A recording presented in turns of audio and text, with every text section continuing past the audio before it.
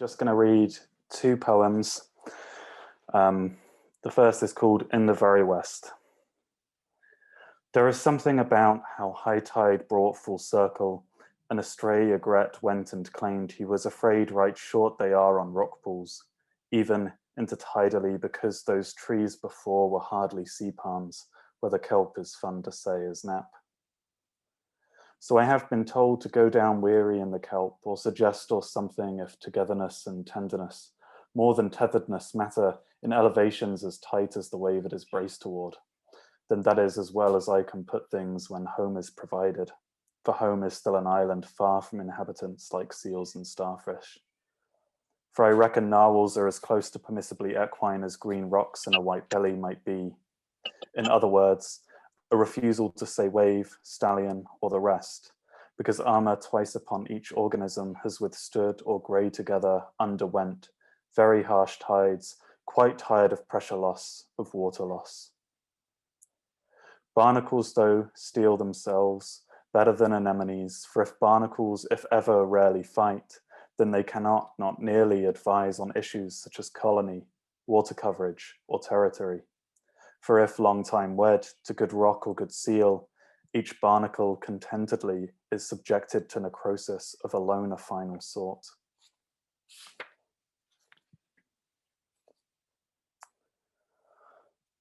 Love from north of Criath, north of Skiach, upon rock upon peninsula, upon a rock might a lighthouse be a flare that stolen cries out for another's safe passage through rocks off the peninsula.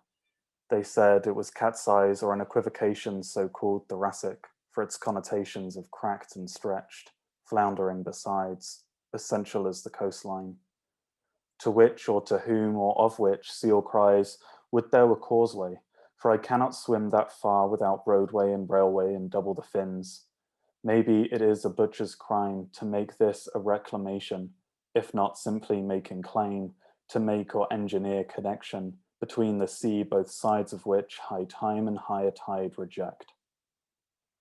Then coming up is seal, belly a sheet grey like rain that Scotch mist or mizzle is enough to make shiver, each one issuing note that what each were crying after is high line of landform, shoaling a wave, and each cried out, even this is not quite what was forgotten, and nor is a middling islet, if to middle is to muddle, lit by the flare of a lighthouse of the western column. Thanks very much.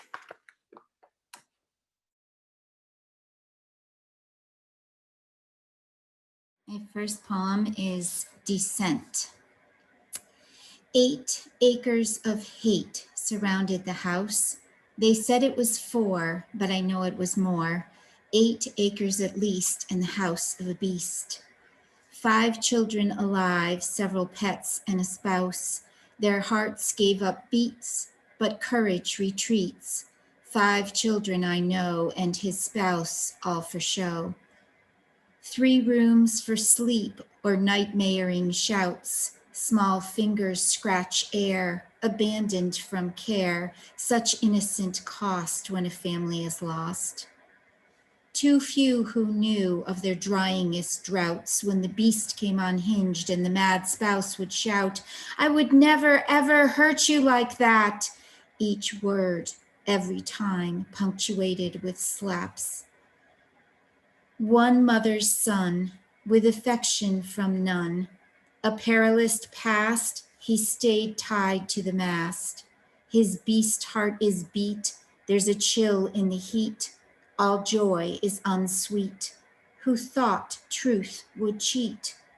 And the baby, she's so very young.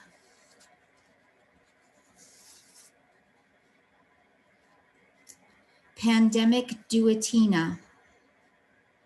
The ice fishermen park in the dog park parking lot. No one is there. The pandemic is everywhere. The dogs bark in ice-filled yards, afraid of people everywhere. Dead people are stored in icy trucks. That is their lot. My niece made a valentine for sad people everywhere. I love you lots.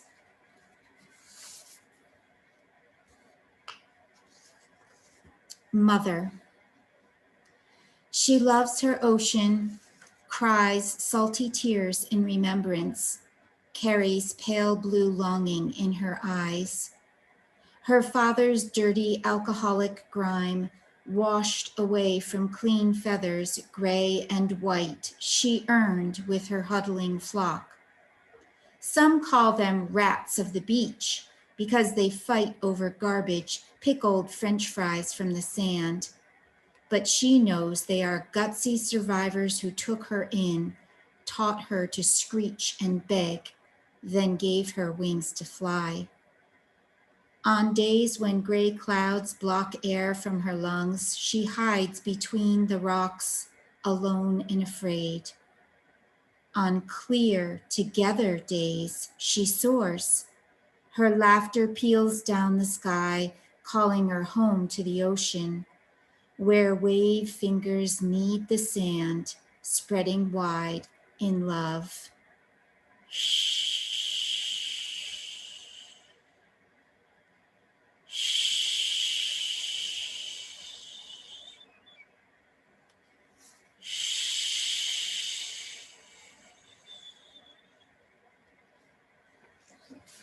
Thank you.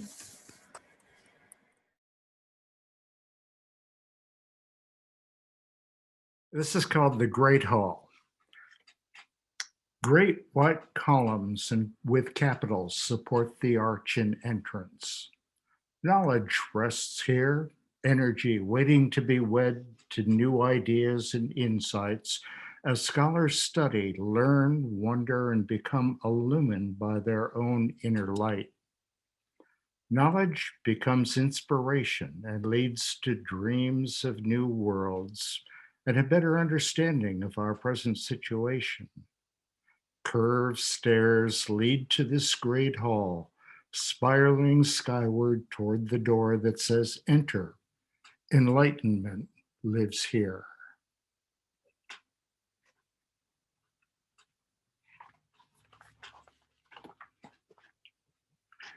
Stones making their way to the sea. Waves wash the base of the bluff, revealing layers of stones and sand. Erratics, rolled here from far away by forces of ice and meltwater, flowing outward to the continent shelf to join the sea.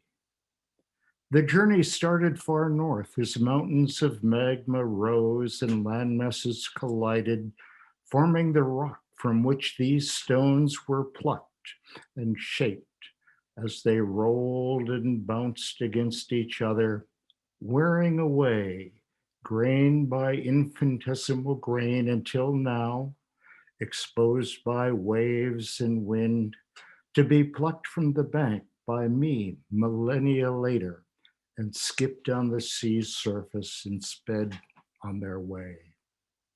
Once proud, solid, and tall, a mixture of chemicals and crystals formed by heat, pressure, and time, now worn away by wind, water, and ice, on a journey to the sea to be reunited and reformed and recycled into new mountains of granite and quartz, to be gouged and broken, worn down to dust and elements like all things living or not.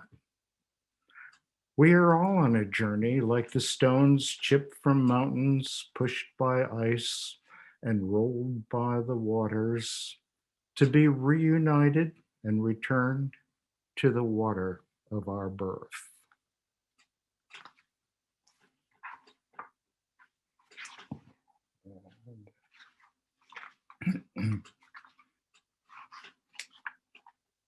Quiet Quaker meeting. White morning light flows through the window wood mullions, making crosses on the white linen covering of the spare table. Silence fills the air with the sounds of the wind outside and the human hum of life nearby. What words come forth? Only these thoughts as I reflect and search for my own inner light and how I might use it to see who I am and what I can do to strengthen that flame that burns within. Which direction to take, what questions to ask. Answers will come forward in silence with light and thought as a guide. Thank you.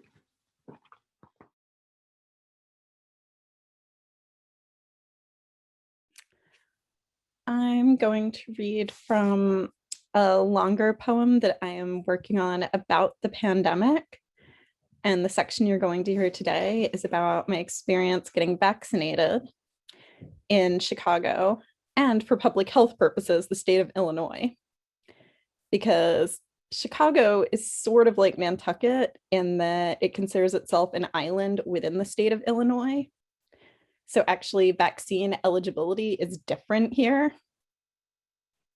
I became eligible to get the vaccine in the state of Illinois weeks before I was eligible to receive it in Chicago.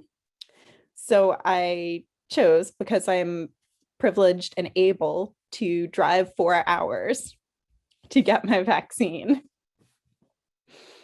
And it felt not unlike having to get on the boat to make a doctor's appointment or go to the bank or do any of the mainland America things that I had to do when I lived on Nantucket. So I hope you can all relate to this. The ill land over the river Vermilion. Moreover, I want to outline the town normal in the sense of prairie grass restoration. I want to outline the blooming blue confusion now through the nurses and the storms. I want to outline the casino gas station and antibodies begin again. To sell the yellow wish, if fire and vascular are willing to revive the butterflies, a backward sweeping motion next. Inoculate. I see dedication networks, the flea bitten now, in the sense no longer influenced, tall and little blue stems, switch and buffalo. See grazing in the lingering long days. If prairie grass restoration. Will they, otherwise known as the inn, that hospitality is no less witch's self-interest than it is an offense to sell a horse without a passport, of course. The sun mare has a passport that warns sailors of her weather's various, sounding the ways in which the blood travels to pass seaport through the nurses and the storms. The sound inside the conch is the confusion between Euston Station and Eustachian tubes. I will outline the occlusion effect or steal the horses into the flea-bitten neutral travel. If the roll is unrolling itself long enough, it will mean the hospital. You know to knock late at night at the inn, outside, tapping down and tapping down. Thank you.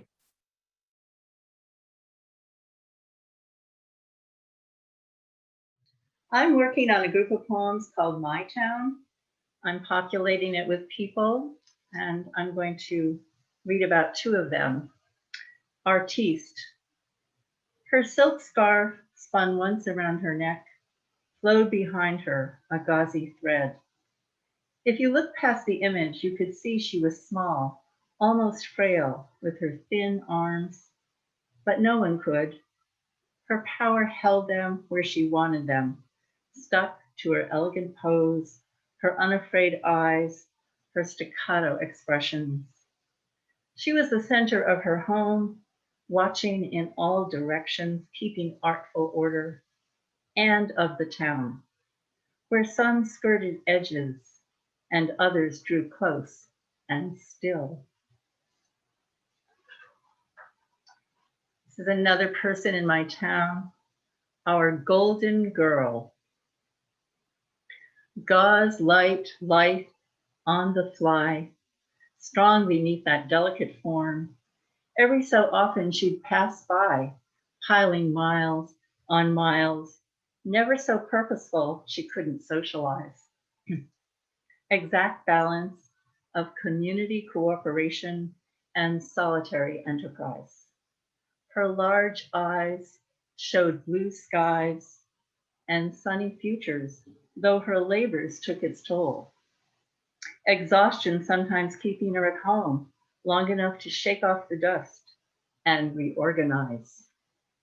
Our town knew her as a golden prize, the sweet fruit of her labor, tasted, tested, immortalized. And this one is not about somebody I made up for my town. The day Bruce and Johnny left home forever, a lady in a heavy coat came by to walk them to the train, or their father rode the 20 miles, sitting across eyes fixed beyond. Maybe they carried their small bags with their few wadded up clothes down the road, or the Kingstons came in the wagon to fetch them, friendly enough given their New England roots. When they lay in their shared bed that first night, all the smells new and difficult, all that had happened rising in images. Did they feel relief about the many Kingston children crowded around the dinner table? Farmers need hands, they learned before dawn when Mrs. Kingston roused them. City boys did not know these things.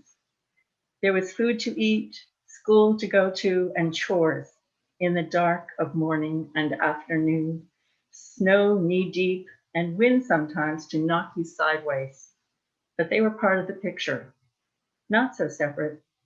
The same hand-me-downs made their way from boy to boy until they wore too thin, and Mrs. Kingston cut them for mending and making quilts. The same lunches went in each sack. All were scolded, all were praised. It was inside separated them. Bruce, my dad, older than his brother, taking the weight of watching out, trying to make life good in the few ways he could, giving Johnny the penny he found, saving him part of a candy bar he earned in Sunday school. Their mother gone, while the Kingstons had theirs. Their grandmother holding them close and dying herself, and their father not wanting them, while Mr. Kingston saw the worth in each of his boys. All of this they looked at little, instead going over in their minds the poems their grandma said so often. They knew them line by line. The small tendrils of family they were once a true part of, fiercely nurtured, though there was no going back. All they had to hold on to, the Kingstons, good folks who loved their children and took Bruce and Johnny in. Thank you.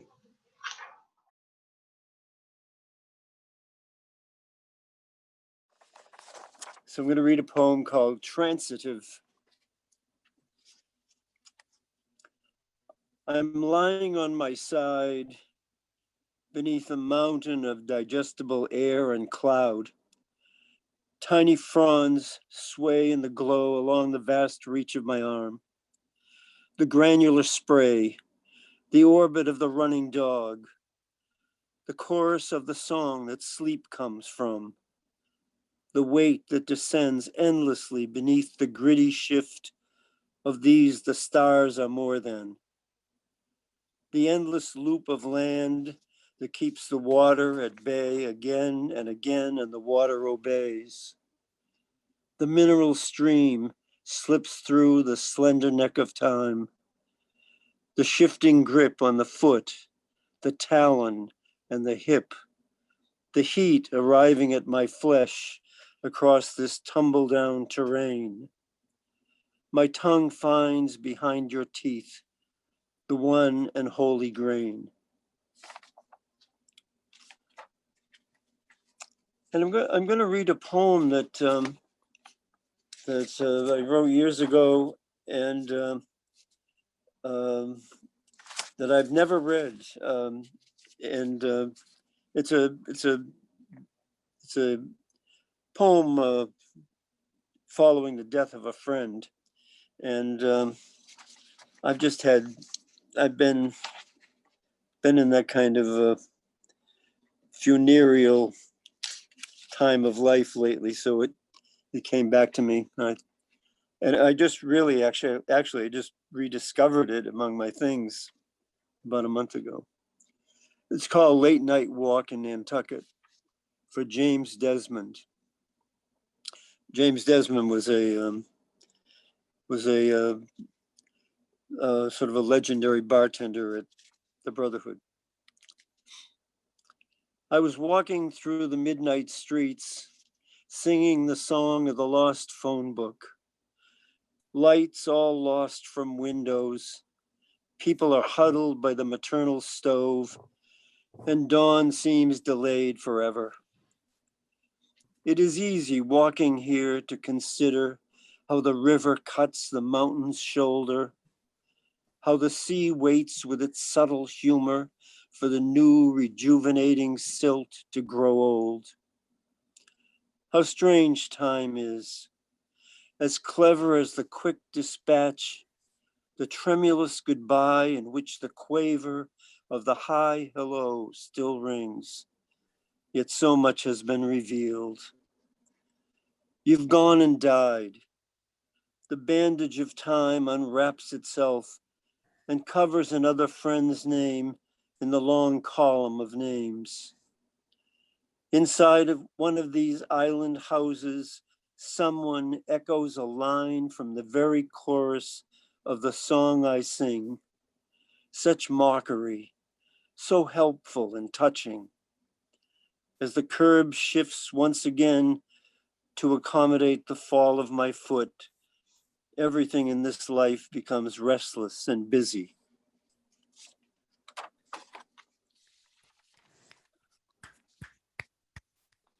Then, this is a poem this is the latest version of this poem. This is a poem called Vacancy. And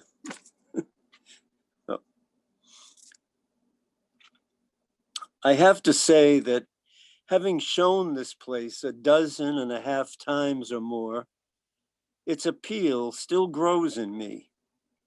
I'm envious, I admit, about what attractions it might have for you. First, the facade has its allure, those coal-rimmed eyes that can glisten in the early summer sunset. Inside, the partial open plan provides an air of welcome and the playful challenge of the hidden rooms, a sense both of privacy and of mystery.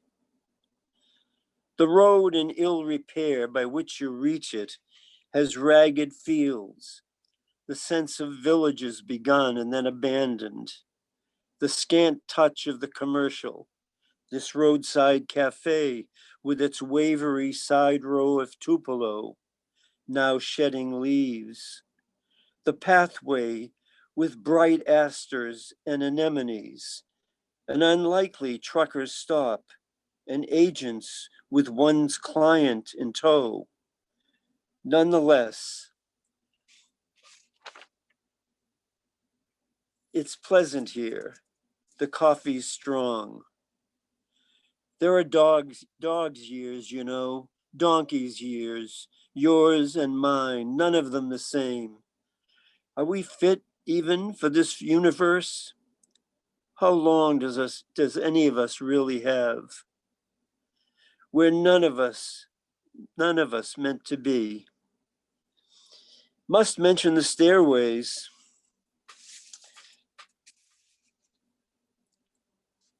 They lead to various levels that still catch me off guard and will hold surprises for yourself. In the myriad angles and interstices of the chambers, warmth in all its landscape, all of it the site of potential love and joy, matched by one's desire for a place wherein to live it.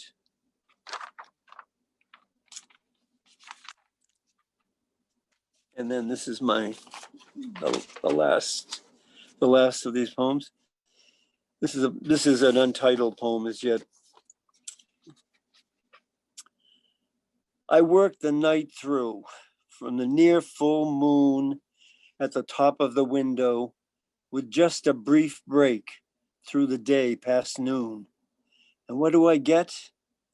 I get one of those that you can't even trade for a slake your throat, or the old my freezer's full, or I talked that to death with the wife last week. Work that cost me sciatic groans, a weekend, sometimes a week full of numerous portions of sweat. And it earns me what? Be all right if it's tomorrow instead? Thanks, I guess, but what is that yoke? The part you need is out of stock. Truly no end of frustration, toil, intricate arrangements, a finishing flair. What is it I hear? Don't you feel it's just too long? You missed a spot, you see right here? It doesn't match at the seams. Then once again to the struggle. Clarity pursued is what I'm heir to. The fire it feeds, that brightens vowels and their pictures, there with the dependable beckoning trees. Thank you.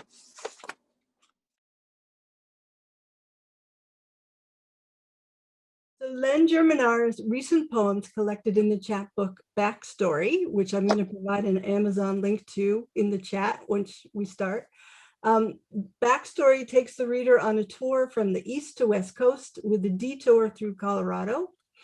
So many of you know Len co-founded Spoken Word Nantucket with Sarah, and that venue ran here for 12 years. He currently lives in Elk Grove, California, where he's the co-host of the Poetry Slam at the Sacramento Poetry Center. So welcome, Len, and take it away. Thank you, Amy. And I want to thank you very much, as somebody else already mentioned, for putting this together and making it happen. The library and you in particular have been doing a yeoman's job for so long that it's almost like it's always been. And it's comforting to be back in a room where there's all these folks again. You see people like Andrew and Dick Burns. I mean, the first poetry reading that I ever went to, Dick Burns and Kathy Butterworth were there at Christy Cure's poetry salon. I came right off the boat and got right into poetry, and it's been a great collaboration with y'all, and thank you all for coming out. I'm going to start with a poem from a book that the Morse Poetry Collective put together for Neil Brosnan, and this poem is called The Revolutionist.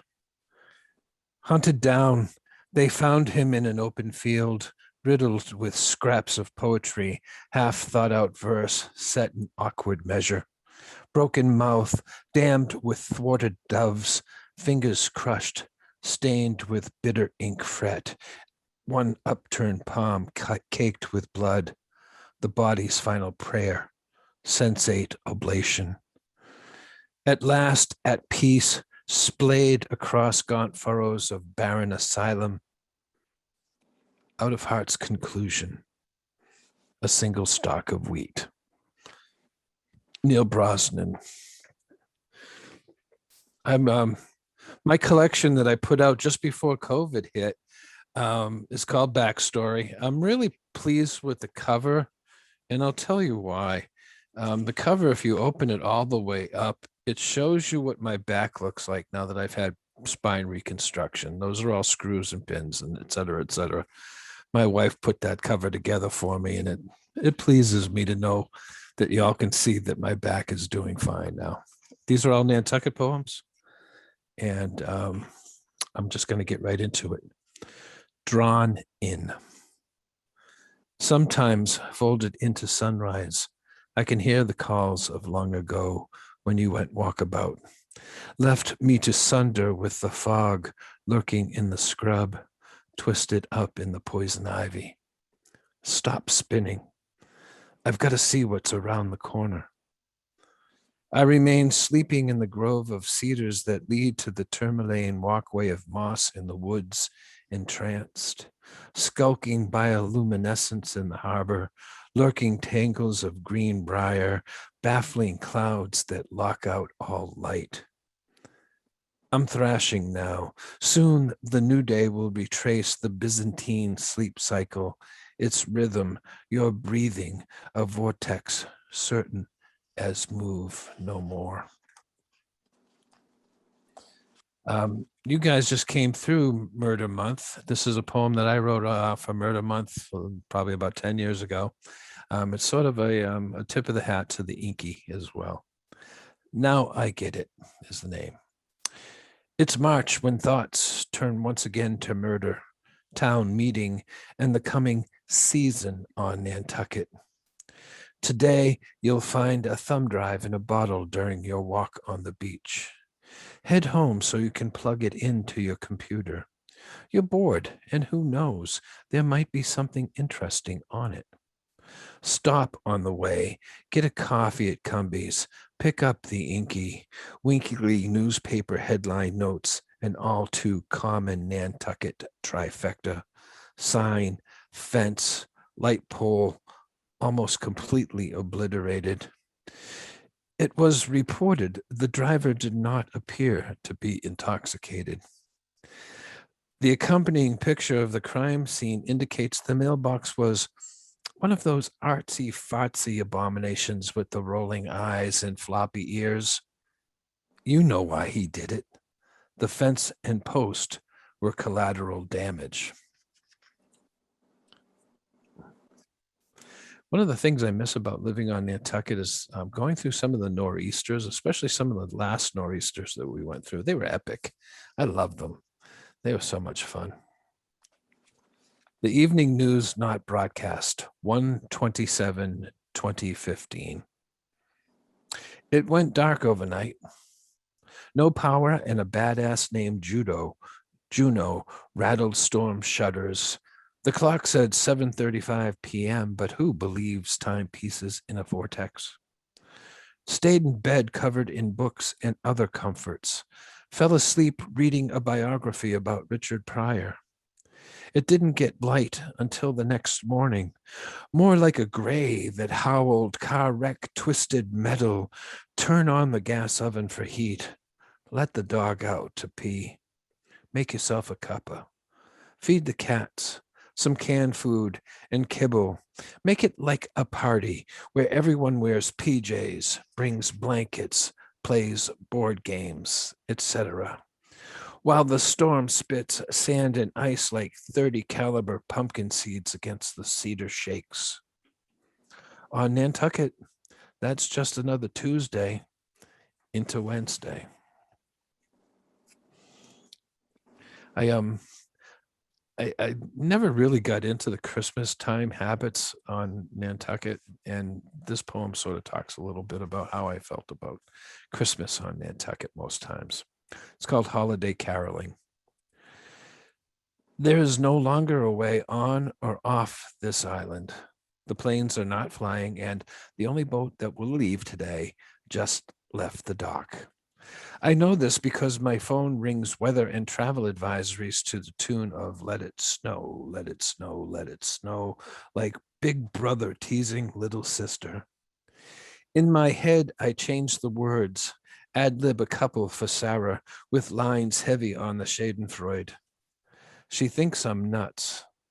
Funny, but nuts.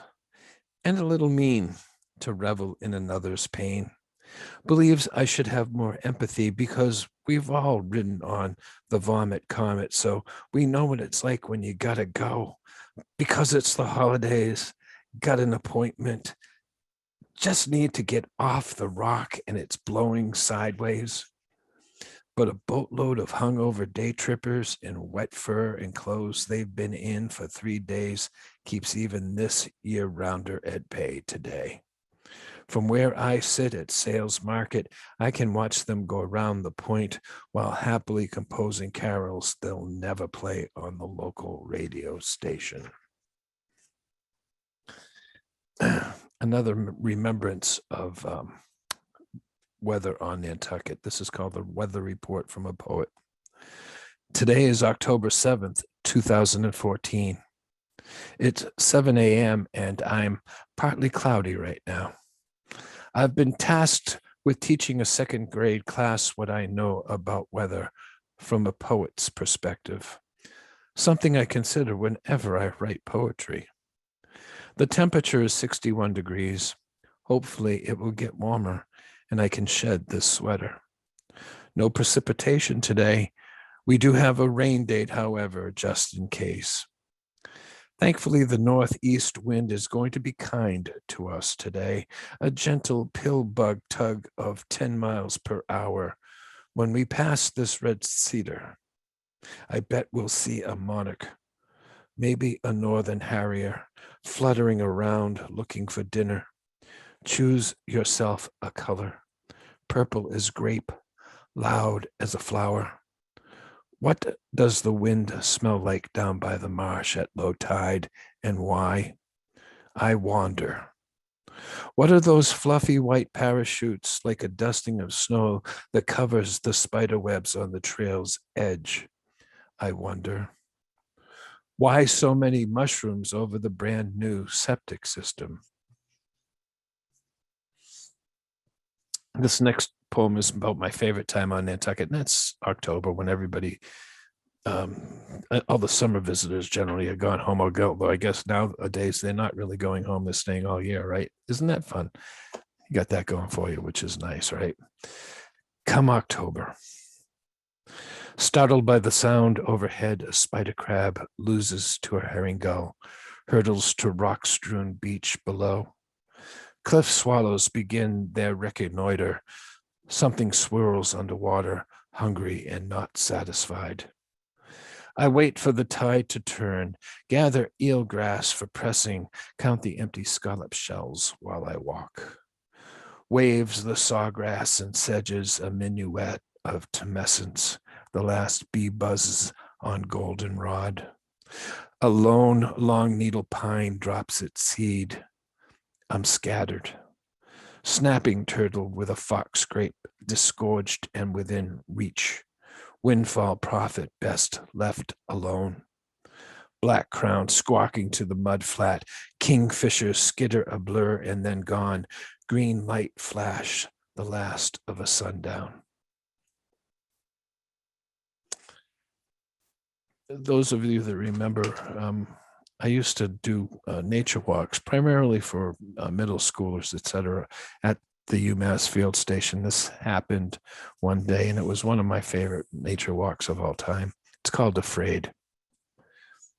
She's 60 pounds, soaking wet, a significant portion braces on her teeth. A good and bright child from the big city, she has a loving mom and dad. Takes piano lessons, sees an analyst weekly. She tells me offhandedly she loves science, but has trouble breathing due to her fear of crabs. Says she had to change schools twice because she was bullied. She's doing better now in the new place. I invite her to join our tour of the salt marsh, hold my hands like the last rung on a ladder before the fiery abyss. Watches the other children in the water collecting specimens in seining nets, comb jellies, fish and crustaceans from the shallow pool. They pull it to shore, empty the contents on water's edge. We wander over. She doesn't fit in, but will not give. Begins to unfold, her fear at bay there in the sand. She lets go my hand.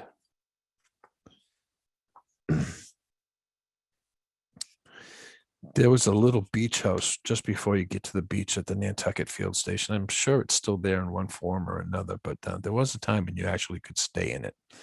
And I used to love going down there before the sun would come up and watching and see what came up past the rack line, because everything on Nantucket at one point or another walks the rack line looking for something, right? I mean, we all do. You know this, Alan. I mean, that's what people do. They go out and they pick up shells and rocks that look like hearts, et cetera, et cetera.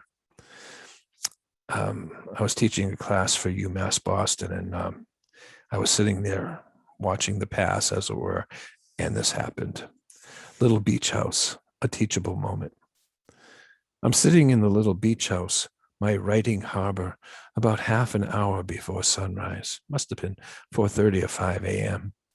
A buck, maybe a 6-pointer, comes peeking out of the Spartina, Houdini in a caramel coat, nose in the wind, intent on one thing. Our eyes met, In that first instant, neither capable of reaction beyond release of urine, and the ghost is gone. I make a mental note. He'll be back, and this you can use. You've got students coming. It's entirely possible some of them will think it's cool enough to formulate a dream beyond the place they know. So when they arrive, and once I've told them this story, I hand them the keys to the little beach house.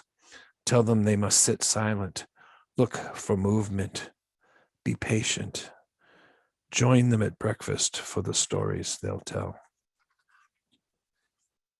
One of the things I've learned from hanging out with, I've learned a lot of things from hanging out with Dr. Oktay, but one of them is that she says that it's always good to finish your talk with a sunset, if you have an image of a sunset. And this is the image of a sunset that I'm going to leave you with. This is my last poem. Thank you very much for listening. Place where you used to live. Do you miss it? It's an average shot, a gorgeous spot to be sure, but I'm over it. Nantucket. A sound on the harbor just before sunrise, no camera or fishing rod. Rustle deep in the sumac and burberry bushes. Startling reflection in marsh gases at twilight. The quiet holds your hand on solitary walks. You feel time pass in measures of avian squawks. Moments between times you think about her, and so on. Thank you. Thank you very much.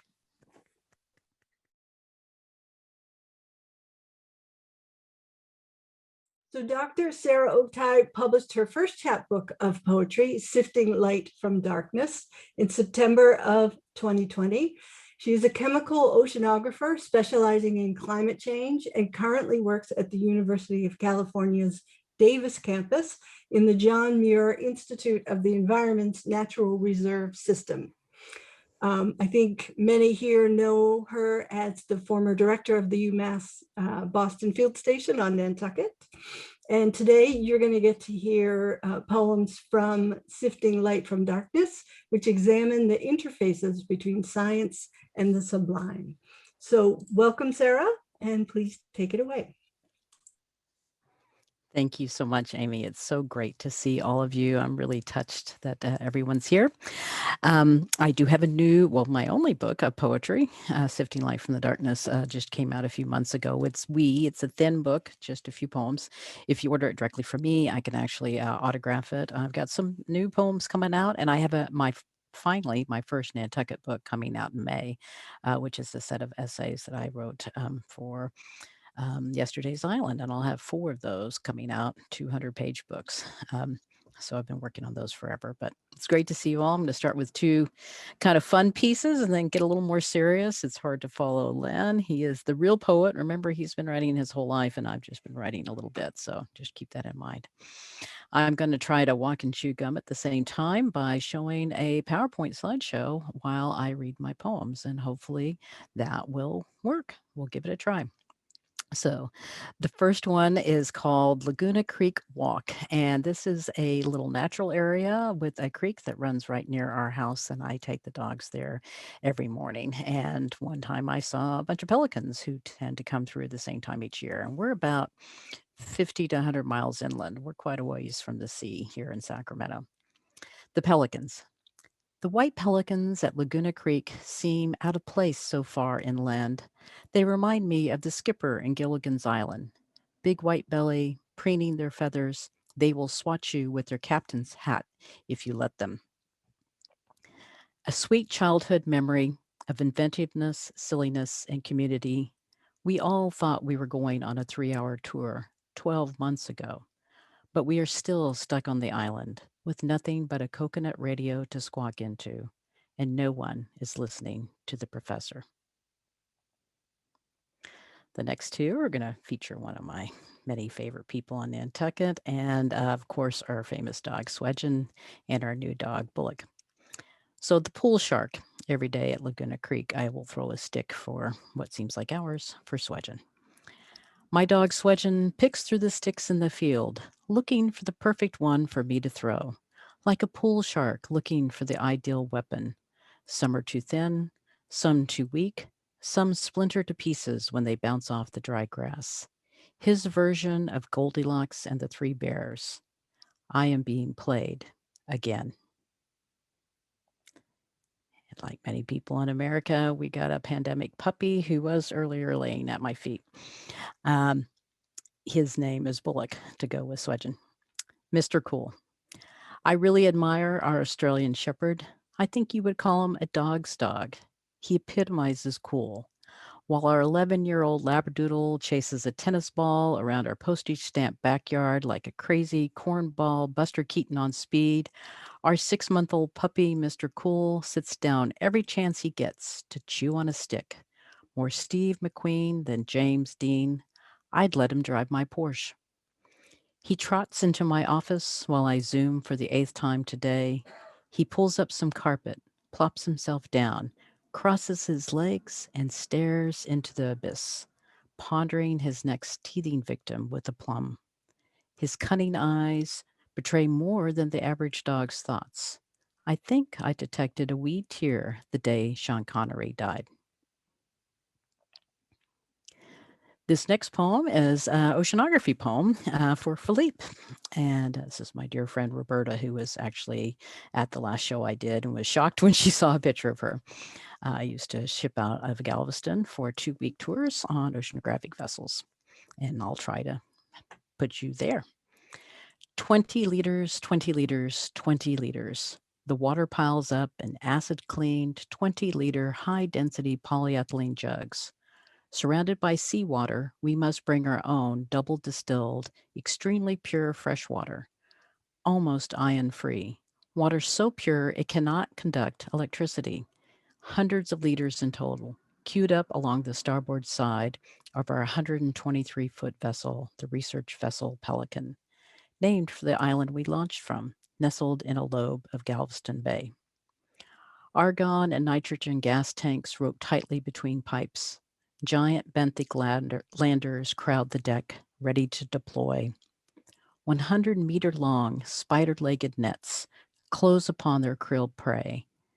Gangway tied up, we sail out in awkward, disjointed lines to mine the sea for data. Drunken, sea-legged walks down musty, gray-painted corridors at 0300. Coffee ingested, boots and vest donned, you stagger out to the deck. Tether yourself to standpipes during high seas. Push out a 2,000-pound rosette of racked 50-liter Niskins on a hydraulic cable, swinging over the workdeck and lower gently into the sea, like the corpse of a loved one floated out into the Ganges. Curtains of inquisitive squid dart like frantic ghosts left and right in the spotlights. 100 meters down in the impossibly clear water, you can still see the rosette. The CTD transmits secrets of salinity, pressure, and temperature as it sinks down a mile or so over the next 4 hours, trapping giant gulps of water at chosen depths, finally raised up on the workdeck, streaming sunlight in tendrils of water later that afternoon. Steel box container lab on deck houses special experiments, sequesters radioactive tracers. Zombie students and scientists hover over laptops and labs inside the main cabins. Buckets of saltines and ginger ale keep us going. Ice cream is pretty much the only treat. Giant sediment crabs, benthic bear traps hurled to the seafloor, snap shut upon impact. Somehow gently bite into the soft gray mud and bring up its secrets. The entire ship will be coated with salt when we return 2 weeks later, satiated, ready to pour over our treasures, find out what stories the sea has to tell. The next one is called Eminent Domain. And finally, I will be able to say this poem to a group who understands what eminent domain is, which is when typically the government takes property and tries to offer you what they think is fair value, which usually isn't, in order to do some kind of public good.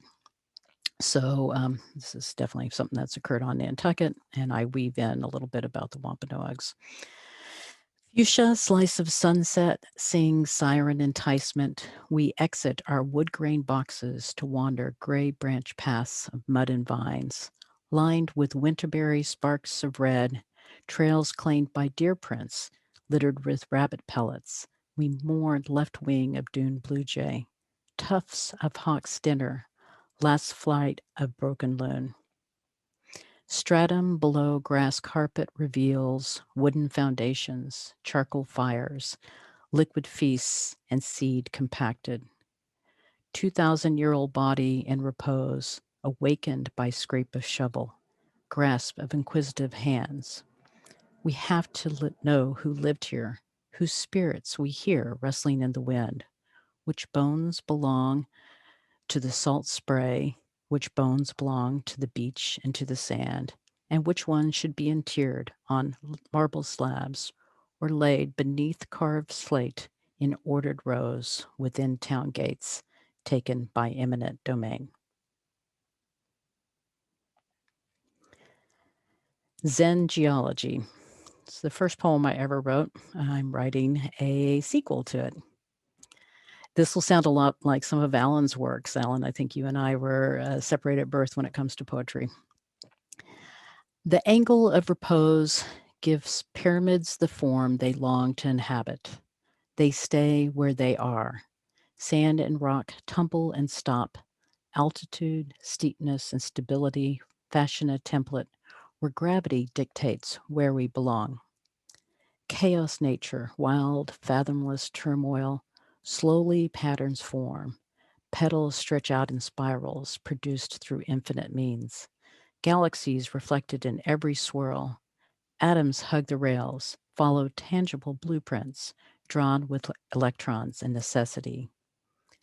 Awakening, gray, green, white limestone weathers, stop motion images, rain and wind slough the rock, soft sculpture, pure presence revealed. Pink-grained granite puts up a fight, resists change, while harbors fill with silt. These mountains wear down, shed skin, evolve, become still. We are wearing down, forming the shapes we were meant to fill, the lives we were meant to lead. Colored in, not always in the lines. We age, mellow, character deepens. Blunts insecurities, pettiness, and fear. Faults funnel pressurized lava, feelings surface and cool. Holes form, water gyres, gouged depressions file down the sharp edges, create tide pools, miniature oceans, cramped living quarters. Starfish and anemones wave, basking in the soft pool of lunar motion. Pink coral colonies grow, a metropolis of symbiotic creatures, a carnival of souls, atolls doomed to lie in piles on pink beaches in thousands of years. Fine black sand blankets the shoreline, born of cataclysmic explosions, basalt screaming hurled from earth to sky, fetuses wrenched from molten depths. Locks protect hidden treasures, frozen, frigid dips, giant sturgeon, glaciated shapes mimic deep-holed boats, bathtubs filled with peat. Step blocks ferry fishing boats up and down a liquid staircase, a 50-foot pyramid of water, a testament to man's desire to resist their Buddha nature. The next poem is called Passing, Sifting Light from the Darkness. It's the title poem for my book. It's not a happy poem. It is about the death of both my parents. We scrambled up a small hill, taking a shortcut to school, looked out over the playground, see every face reflected, moonlike, a panoramic sea of blankness. Every child was staring at us. Was it engraved on our faces? Our only thought was to avoid being different, blend in with the ones with fathers. The funeral seemed like a party at first.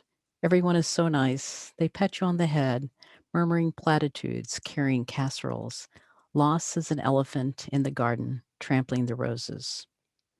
Almost 2 decades later, she follows him. To a better place, they say. You doubt it.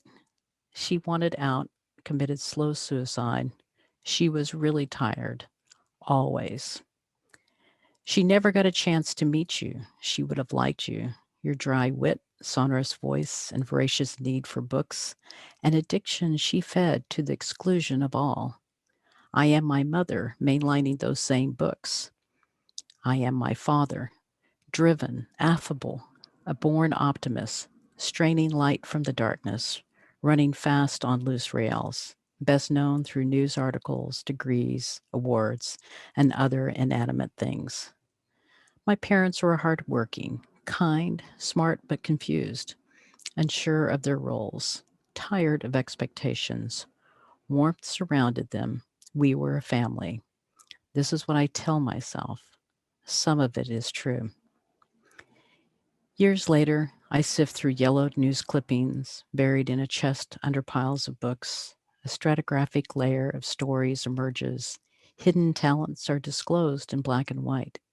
Rumba dancers, cartoonists, lovers of tennis, scientist, artist, mason.